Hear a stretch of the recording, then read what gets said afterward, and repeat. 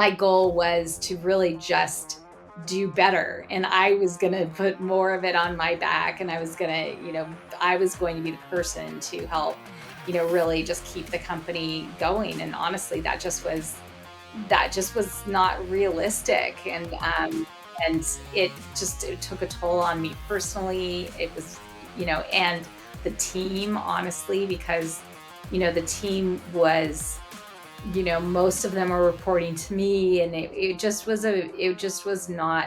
wasn't a balanced load for sure.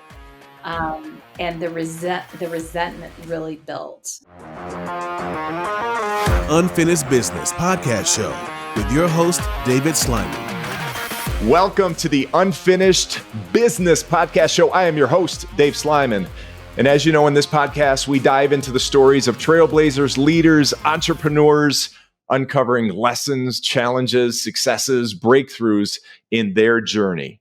Gina Michnowicz, the CEO of Craftsman Agency. Now listen, they're a small but mighty award-winning consulting firm. But more importantly on this, we're going to talk about her journey and how she got here today. She is the co-author of a book called Business Bliss, or Co-Founder Chaos, where she's going to explore and explain her story, not explore, but explain her story on her tumultuous experience with starting a business. And more importantly, how she found herself in the seat of dissolving the partnership and that story behind it. To have her on this show and hear her story and have you all learn from her. Gina, welcome to the show. Appreciate you being here. Thank you so much. I really appreciate you having me. Absolutely. So, yeah, go ahead. Should be a good discussion for sure. I think so. I'm really excited to dive into this, and this is one of the reasons we connected. So, but let's go back a little bit here and talk about the beginning of your journey. Can you share, the story and the company that you co-founded, and give our listeners a little bit of color on that?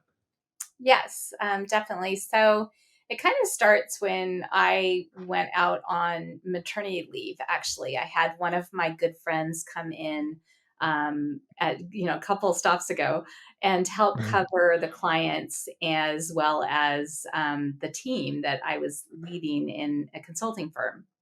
Okay. And I really entrusted a good friend with these people that were very important to me. And when I came back, there was, just kind of a discussion about you really should consider going out on your own. And we'd really had conversations about starting a business together. And so it seemed like in 2008, there were some other ideas that the husbands probably weren't as big of a fan because there was no proven record. But we did have a proven record in starting an agency based on, all of my experience in marketing and management consulting. Great. So the company you started at that time, what was the name of the organization? And it was with your partner. Was that a friend of yours that you started it with, or was it already a business associate? Yes. It was the matron of, my matron of Okay, honor. great. When I got Wow. married. So one of my best friends, and the company was Union and Webster, and we had been business colleagues, but we ended up kind of venturing in a different way, certainly tapping into different skill sets for both of us. Gotcha. All right. So now now let's get into the organization you've developed, right? So things are moving at a pace. Talk to us about how you were building that organization and how things were going at that point. Yeah. So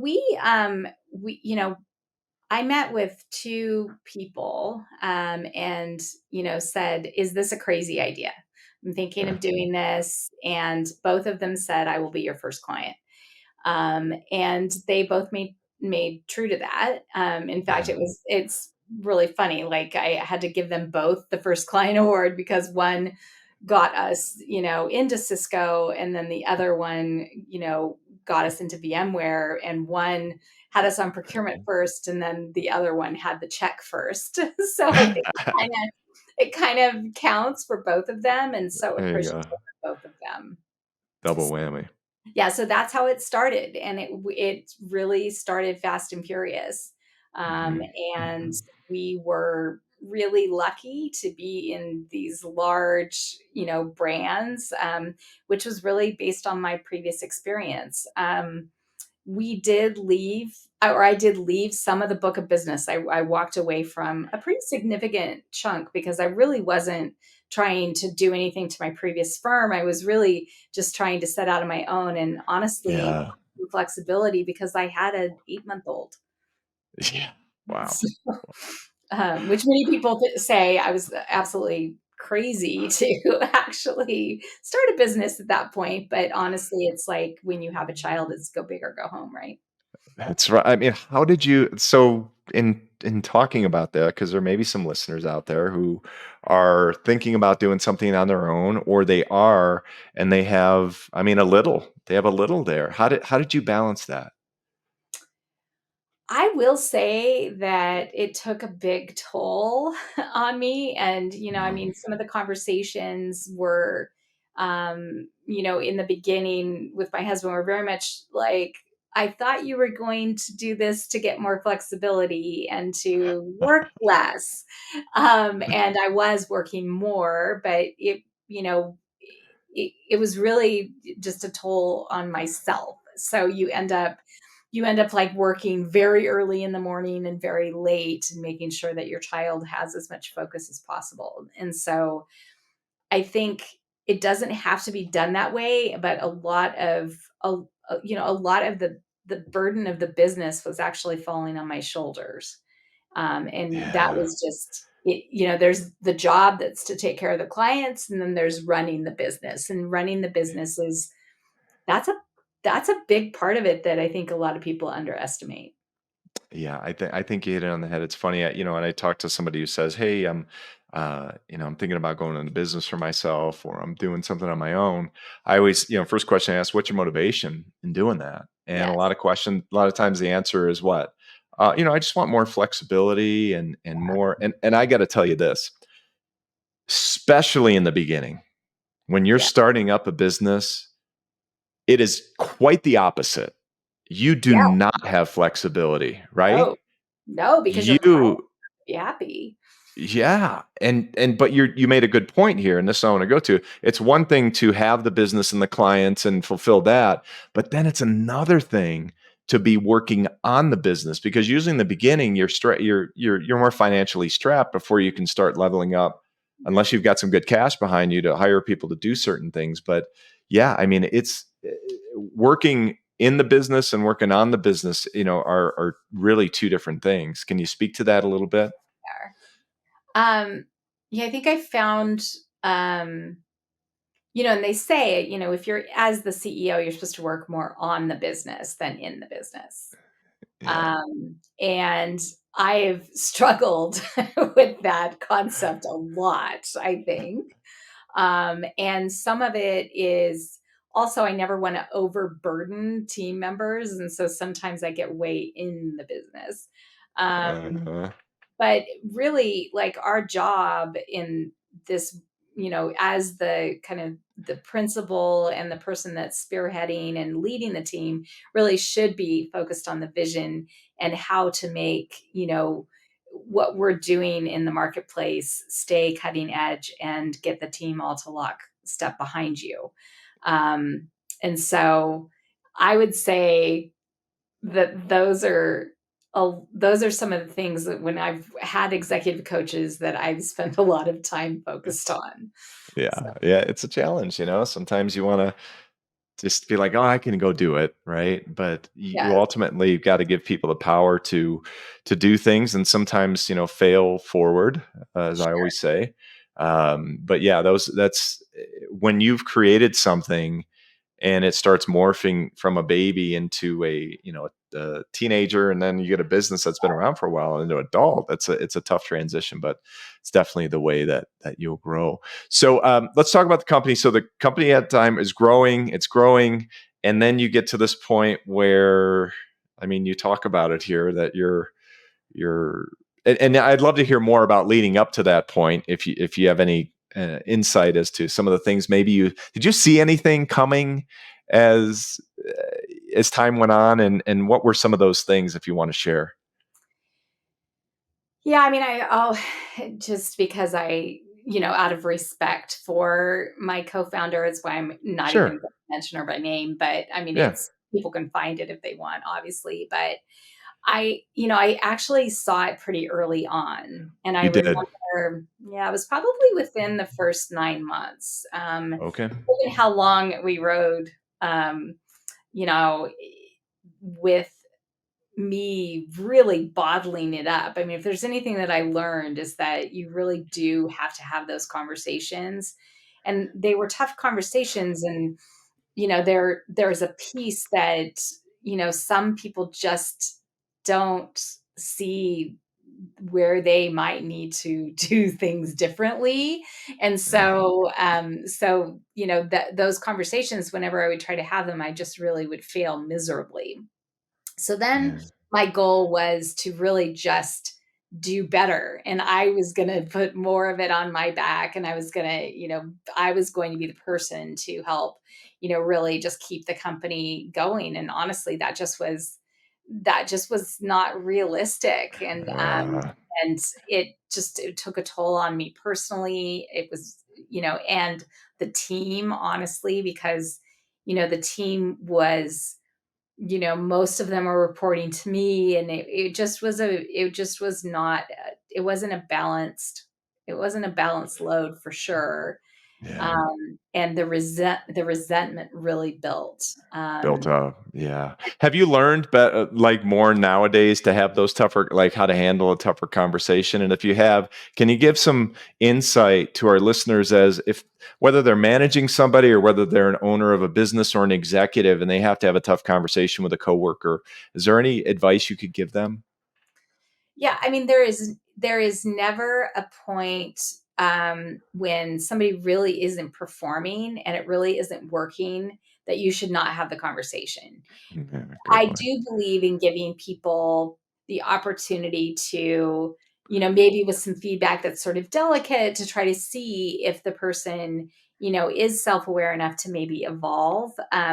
But it shouldn't go too long where you need to have a very, very clear conversation about, here's what the expectations are.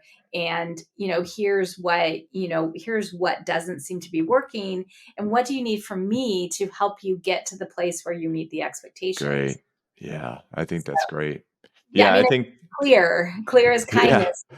What somebody told me after I had given them some very tough feedback. Yeah. And so I really do try not to, I really do try not to, let things wane too long and go too long. But the deeper your relationship is with a person, the harder it is Harder. to address it. And that is the crux of what I think, my issue was with my co-founder, was I was inept at really dealing with the situation. Yeah. Yeah. So Well, listen, it's only a fair. I always say this when you don't learn something from it. You obviously learned something. We're going to talk about that. And you're helping people right now who are in these situations learn from it as well. So, one of the things that I always was taught years back, luckily by a mentor, he said, when you're having a tough conversation with somebody, the first thing you need to say in the business profession, the first thing you need to say to them is say, listen, this is going to be a tough conversation. We're going to work through it together, but there are going to mhm. be there are going to be some things here that probably you're not going to agree with and I'm not going to agree with, but let's hope at the end of this that more importantly we can communicate. We don't Yeah. have to agree on everything, but if we can communicate, that's what I'm achieving here. And I think that was always a good lesson for me because it always settled things down in the Yes. beginning, versus everyone having their horns up and really not listening and just trying to engage and think about what they want to say versus listening to your answer. So it's not a perfect science, I'll tell you that, but it Yeah. definitely was a way to start things off for sure. All right, so now you're going through this. How this is building up, right? But your company's it's growing, right? How many people are your company at this time, roughly? Oh, I mean, it depends what year we're talking about, but we ultimately got to in the 20s. Yeah, Um, so it's a good sized company. Yeah, so it was pretty good sized company, and it was. we were hiring for all the wrong reasons, because we were hiring to try to alleviate me, but the alleviation never really happened because I wasn't working on the business. I was still working in the business. And so it kind of was this, self fulfilling prophecy, in that, we weren't, our top and bottom lines weren't necessarily where we wanted to be at that point. Okay. Because when you are trying to overcompensate and trying to hire for the wrong reasons, it actually doesn't end up helping the organization. And because we weren't addressing, you know, mom and dad not being, or mom and mom being not in the best place, Yeah. that, ultimately, I think just made it so that we were just not as efficient and effective, and having probably as much fun as we would want to. Did any of your team members come up to you and notice this and say, "Hey, I could just tell that there's something off here"? Did you get anything from your team members? Because they're always very intuitive of what's happening, believe me, because they're looking outside in versus inside out. But was there any conversations that really you could think about that happened? I mean, a lot of people came to me in terms of, trying to understand roles. I'm trying to figure out how to say this without, um, It's unfinished business, it, so it just say definitely it. is unfinished business. I mean, I think that a lot of time when people start coming up to you and saying, I'm just wondering what so and so's role is, or Gotcha. what their contribution is. That happened a lot, with a lot of different people, and it was very awkward. I had a good party line, but it stopped working because people would be like, "Well, but you're closing a lot of the business, and so that doesn't really make sense." So there was the party line stopped working for sure. But actually, that those conversations and people talking to me started very early on, within the first year. Gotcha. Gotcha. Okay, great. I mean, it was no secret. So, what led to the ultimate decision to dissolve the partnership, and how did you navigate, emotionally, professionally with, I mean, that'd be a hard decision. So, what was kind of the breaking point for you where you're like, you know what, I'm in this deal. This is just not going to work, and can't do this anymore.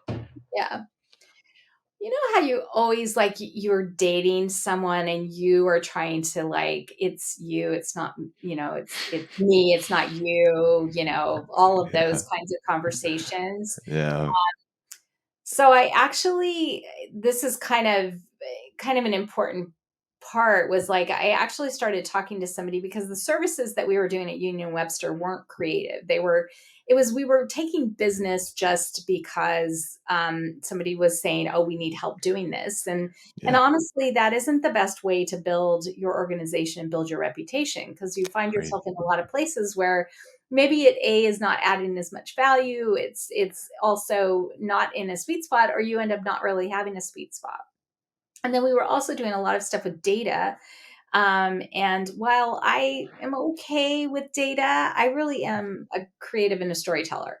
And Yeah. that's what I set out to start an agency, was to become more creative. And I found myself just really, just almost, being so in the weeds and so much in the data, that it was just kind of zapping the life out of me. And so was talking to somebody that worked for us, and she had left to go work for her husband's company, and she, and I were talking, and I said, I just want to wake up in the morning, and I just want to be a craftsman. I just want to focus on the craft of marketing and advertising, and helping people really build their brands. And she goes, "You should go see if that's available, because that is brilliant."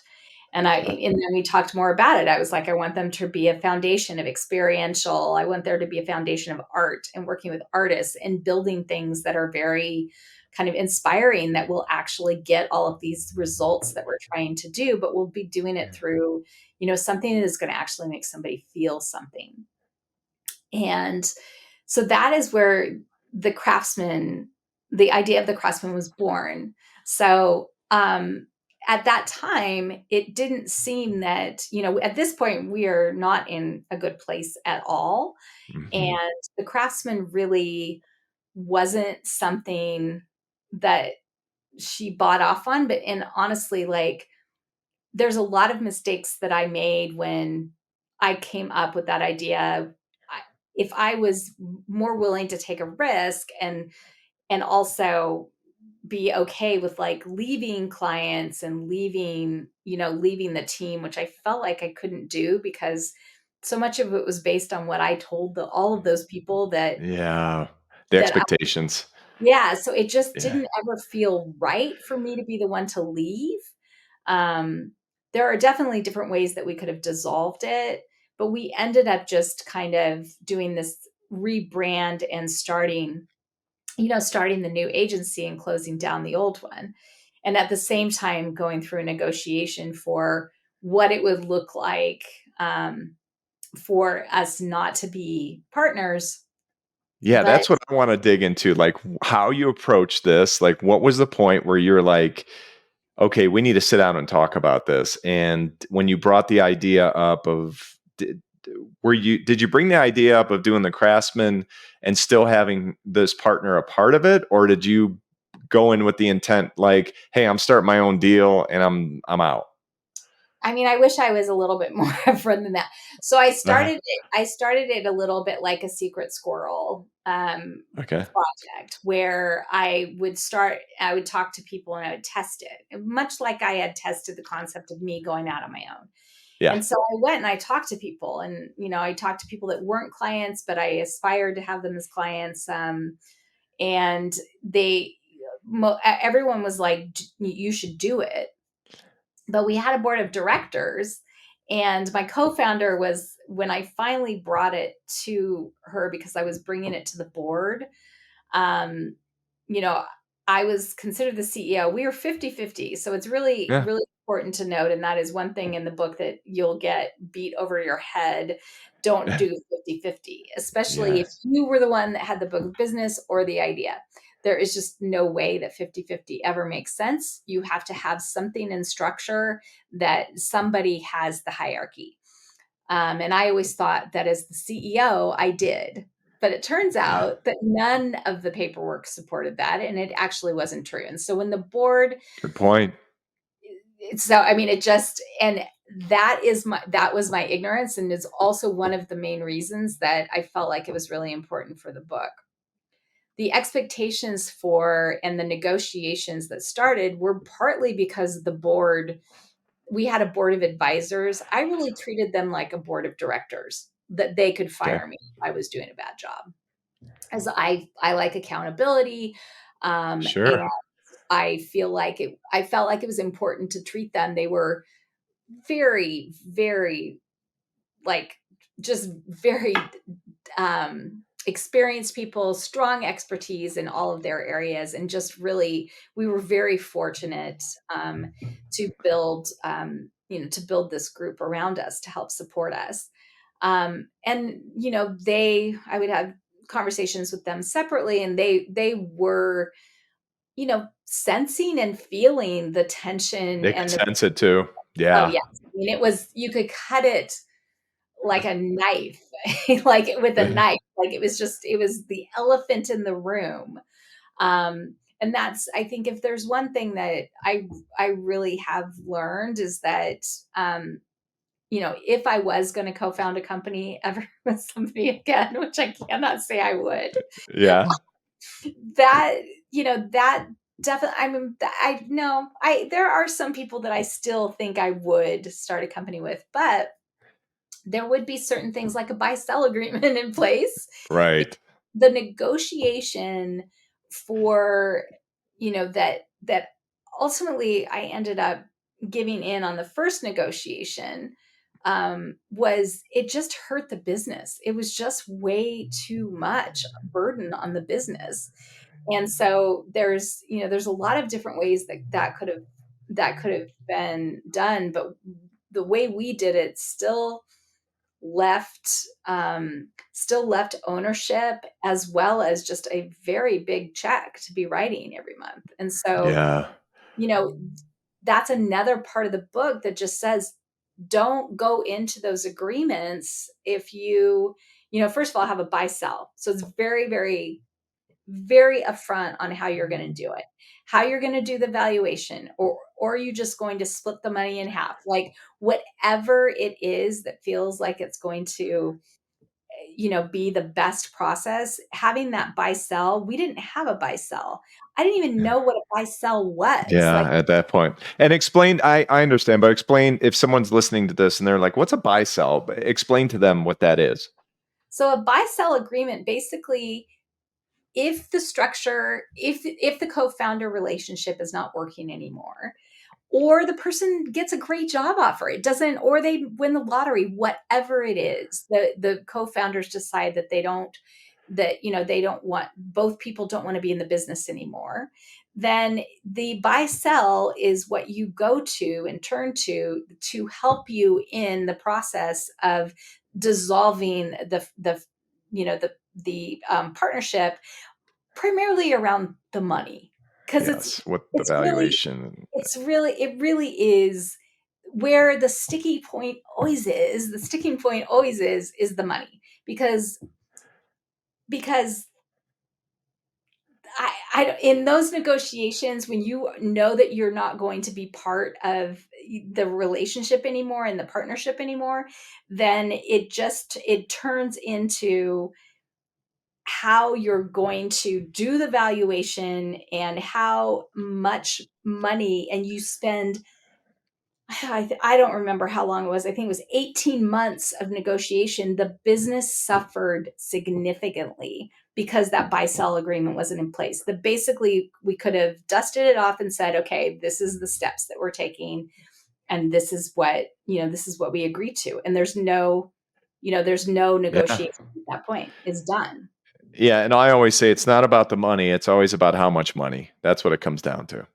It's not just about the money. It's about how much money that's going to go on. So I Yeah. agree with you 100%. So now you've had this conversation. You're sitting at the table, basically negotiating how you're going to dissolve this business. How did it play out? Did you keep the clients? Did you pass them on? Did you keep the people? Because now there's people involved too, right? Who are Yeah. going to suffer through this as well. Yes, definitely. We I stayed in the business, and she left the business. She was still on the board of advisors. I mean, that was all starting to kind of crack, and we were starting to move into the Craftsman Agency, and not everybody thought that was a good idea on the board. Um, and I, I think that that's also another lesson, is that if you've gone through this negotiation for a long period of time and things are a little rocky, Yeah. that having somebody sit on the board, but A lot rocky. it makes it a lot rocky. and Yeah. then, and then the pandemic hit. uh, Oh, yeah. Gotcha. so the pandemic, I always, I said in the beginning of the pandemic, I thought that the pandemic would right the wrong, that it would make this situation, not be a burden to the business. And we went through, a, really where I wasn't doing the negotiation anymore. And we had a lawyer, and we had my mentor. She just passed away. Sorry. And yeah, thank you. I mean, she was just such an influential person in my life, and she very graciously gave her time, which she was, still, she had a lot of people, even though she was technically retired, that she consulted for, and so her time was very valuable. And she did it really, I think, to help me through that situation, because I had PTSD from the first round. Yeah. Right. Which one of the reasons, and I should say that, I had a conversation with my father, and he said, I was having like heart palpitations. It was starting to really impact my health. And my dad just said, it's not worth it. Your It's health not. is not worth it. And this is taking away from your family and all of, and just that Yeah. is the problem. And so, so that is partly why I caved. Yeah. And Yeah. also, partly why I caved also is that I felt like if I made this, if I gave more than I thought and more that was than really was good for the business, that maybe I could in some way, shape, or form maintain the relationship and our daughters could still maintain the relationship. Yeah. That was really my hope. And so that Yeah. was always, that was always Well, my you hope. always say too, what's it worth, right? When it's affecting your health, it's affecting your family. It's like, listen, I'm going to figure it out. Like at some point you have to throw up your hands and if you get to that point where you're just not moving the needle Mhm. and I've been in those negotiations where it's just it's taxing when it comes down to that kind of stuff and one side's tugging and pulling or sides are just tugging and pulling and you're not getting anywhere. Yeah. It's you have to evaluate that. So you go through this tumultuous relationship and business and now talk to me about the inspiring aspect of writing the book because I want to dig into the book a little bit, but I also want to do some personal reflection as we close up here because I think this is important for everybody. Yeah.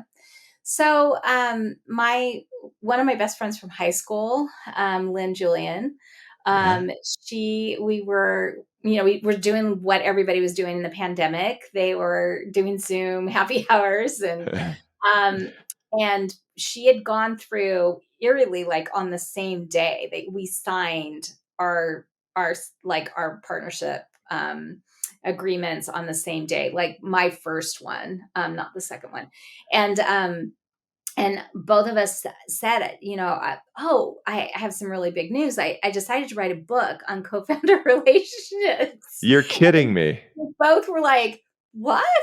And then we were like, well, we should do it together because we have these different perspectives. She left the business.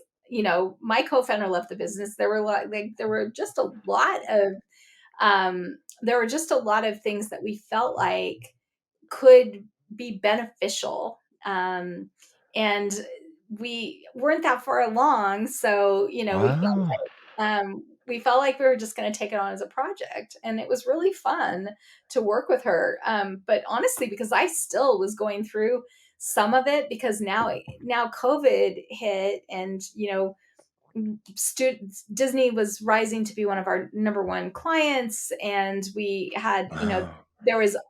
we had all of this experiential stuff that was going in for South by Southwest, and that one week, it all went away. And it's one of Wow. those. But we still had cybersecurity and we still had some tech clients, but we had a big chunk that all of a sudden vanished.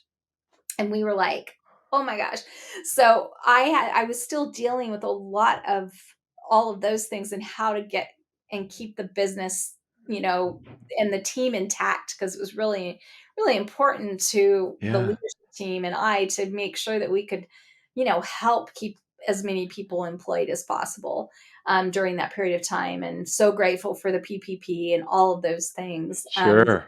Came off like 3 best years of as an entrepreneur that I, had ever had. Um, and I think, I think the book, we finally could finish it when, once it was kind of done, like it really was Yeah. done. How long did it take you to put the book together? Because I mean, with two people, again, you formed a partnership in developing a book. Okay, Yes. so you trusted yourself. I think you had this trust in yourself to be able to do it. How long did it take, and how was that relationship? That relationship's great. I mean, Okay, honestly, because she didn't have a job, I felt like she did a lot of the heavy lifting. We both definitely did our contribution in writing and editing. The book took about 2.5 months. I will say, and you may wow, just, you cooked I mean, two two and a and a half months. half, no, sorry, 2.5 years. Okay, It's yeah, that's about right. That's about right.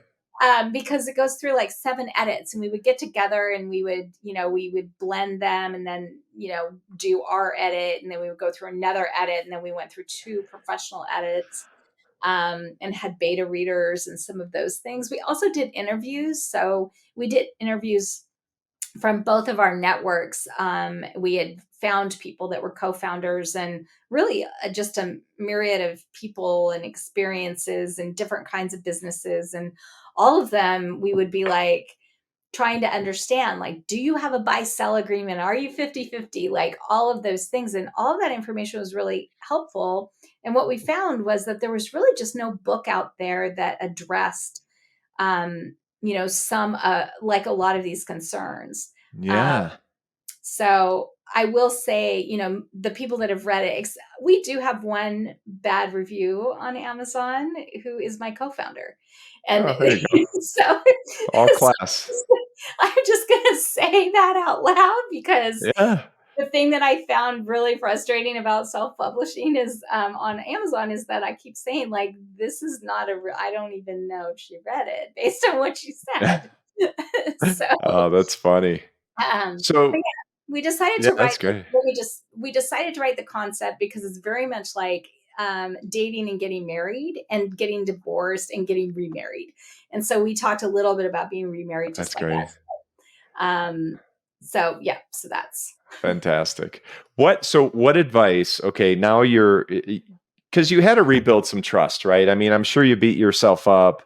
I'm sure you're very cautious about forming new professional relationships. Um, how did you navigate through that for yourself? And if you know, Yeah. because listen, hindsight's 2020, as we all know, Mhm. right? And we all learn from this stuff. But how did you kind of rebuild that trust in yourself and other people? I would say. I think that, well, first of all, I think what I found in the process of writing the book, which was pretty cathartic, and That's great. also, really being able to go back and really sort of look at it, is the reality is I wouldn't have started the first agency without her. And so while it was difficult, and I now, there are parts of the business like operations and accounting that I really appreciate having fastidious books and having everything very put together, because I wasn't working on that part of the business. And I Yeah. actually understand how much that can come back to bite you in the butt. Um, and so I think because I got to the place where I was came from gratitude, in that I at least at least she got me to start something. Yeah, that's a great way to look at it. Great perspective. And then yes, I definitely have been really hard on myself. And I what are because I always was trying to figure out what could I have done differently. And if you take the position that, well, what would I have done differently? I would not, because I originally wanted to be like at 51% so that I did have voting rights, because of that was the clients that I and my expertise. Um, I probably would not have given up on that. Um, Yeah. Yeah. and I would have, I would definitely have a buy sell. I didn't know that that was a thing, so I don't Right. know. Right. I don't know how it would have known that, but I guess maybe if I read my book. um, but I think it is learning about it, is learning, like, how can you be a better leader? How can you make sure that even if they're not like a co-founder or a partner in the business, the people at the top are incredibly important for how the culture and how the whole organization, basically, it's the beating heart, right? The beating heart of your brain. Yes. And so I really have taken and appreciate leadership, servant leadership, just a lot of those principles that really Judy, my mentor, helped kind of teach me. And it really, I think, helped me do a big reset as I went into the Craftsman. And the Craftsman was definitely my idea. And it definitely was with a couple of other people that really contributed to it. And Yeah. um, yeah, so I think That's great. I've learned a lot. That's But great. This has been fantastic. Listen, one last question for you. How did this journey, I guess here's a better way to phrase it. What's the greatest takeaway for your growth as a leader and as an entrepreneur, going through this journey?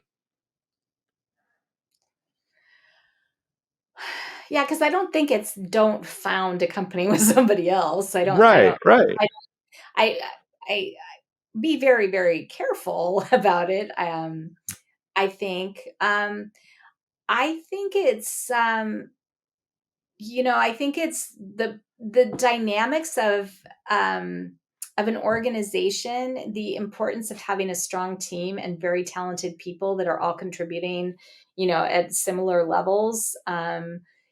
That continues to be, I think, one of the most important things that I've learned. So, like the Ben Horowitz wrote in The Hard Things About Hard Things, that book. And, it talks about the crappiest person, basically, if the crappiest person is at the top, that is a problem. Yeah, that's a bad deal. Yep. I agree. I So agree. that I think that has been something that is you've got to have strength at the top. Yeah, And agreed. Agreed. I'm not saying that, we didn't have strength at the top. I mean, I really am trying to be Yeah. respectful. No, So I understand. I understand. Gina, this has been great. I really want to thank you for being here on this show. I think your insight, your honesty, to be able to explain the journey. And I'm telling you that this helps somebody out there today. Somebody either who is going to be in business or maybe is in business right now, and maybe rethinking, well, we need to put together a buy-sell agreement or having a tough conversation. I think this is going to be helpful for them. Where can people find you if they have more questions? Obviously, pick up the book, right? yeah. Business Bliss or Co-Founder Chaos. Pick that book up if you want more insight. But where can people get a hold of you or reach out to you and connect if they have some questions? Yeah, of course. I'm on LinkedIn, Gina Okay. Michnowicz. I'm also on Instagram, but it's Gina Micnow. Or you could even just send something to hello@thecraftsmanagency.com. Excellent. Excellent. Well, listen, check the book out. If you have questions, get in touch with Gina.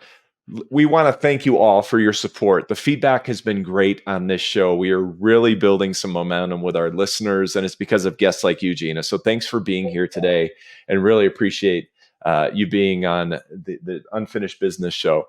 So everybody, until next time, we will see you on the next show. And again, Gina, thanks for being here. See you then. Thanks. Unfinished Business Podcast Show with your host, David Sliman.